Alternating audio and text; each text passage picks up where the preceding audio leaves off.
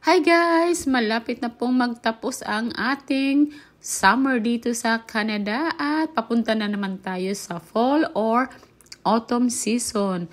Kaya naman guys, kailangan ko ng dahan-dahaning linisin ang aking mga halaman para maipasok ko na rin uli sa loob ng bahay. Ganito talaga guys, kapag summer lang talaga maganda ilabas ang mga halaman kasi nakakakuha sila ng maraming sunlight. Dahil mag-fall na ngayong September 21st at ngayon ay September 2nd, kaya I need to linisin sila at isa-isahin ko ang mga dahon.